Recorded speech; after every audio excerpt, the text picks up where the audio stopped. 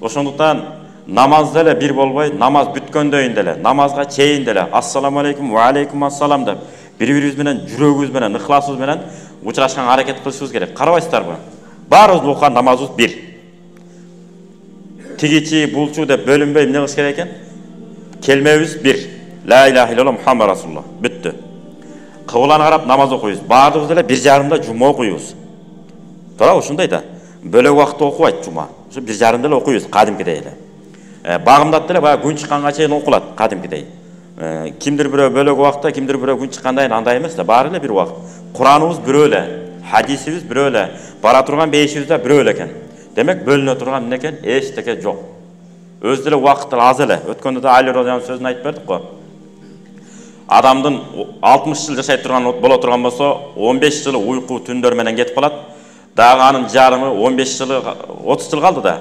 Анын жарымы 15 жылы балалык кыял менен, бала кездик менен, оюн зоок менен эле эмне болуп кетет? Бала деген ойнойт, эшикке чыгат, кайра кирет, ойнойт, антет метет. Анын 15 жыл ошо менен өтүп кетет дейт. Ошондо канча жыл калды? Да 15 жыл калды. 15 жылдын калганы 5 жылын айтат. 5 жылы максат коюп, план коюп отуруп өтүп кетет экен. Ал калппы? Мынакей университетке тапшырыңыз, очныйга. 5 жыл окуп жүрүп өтүп кетесиз.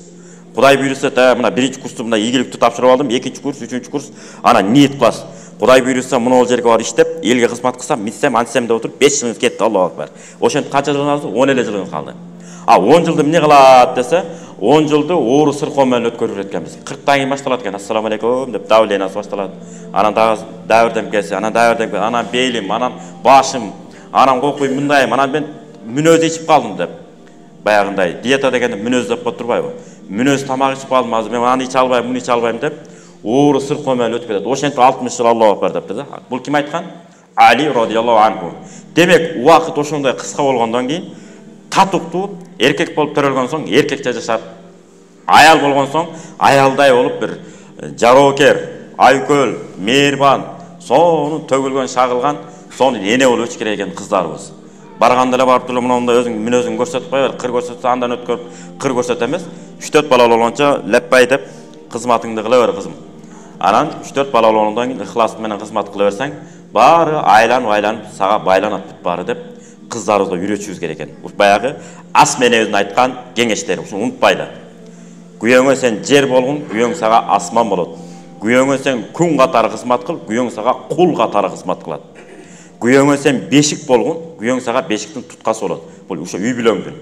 Бешик билесиздер, ыйлап аткан баланы мемире туктатып коет. Ошол үйдү тынчтыкка бөлөгөндө аял экен, чырга айландырып салган дагы ким экен? Аял экен. Анан акырында айтыптыр, кызым, ас менебиз. Кызыбызга айтышыбыз керек, ас менебиздин сөзү бул. Биздин кызыбыздын үйүнөн, жашаган үйдөн жагымсыз жыттар жана жагымсыз сөздөр эч качан ошол кызыбыз тараптан угулбаш керек экен. Ана мен келин мыйман болсун деп тилей берет экенбиз. Биринчи өзүбүздүн кызыбызды тилейли, тарбиялап өстүрөлү, анан тилейли, анан жарашат. Өзүбүздүн кызыбызды ажаан кылып, башкача кылып тарбиялап алып туруп, ана мага ыймандуу келин келсе экен деген, болбойт да. Окшош эле да. Ошон үчүн биз бирөөнүн келин, биздин колубузда келин, бирөөнүн кызы. Биздин кызыбыз Кудай буйруса келечектеги бирөөнүн келини. Мына ошондуктан татыктуу таалим тарбия бергенге эмне кылалы? Үйрөтөлү.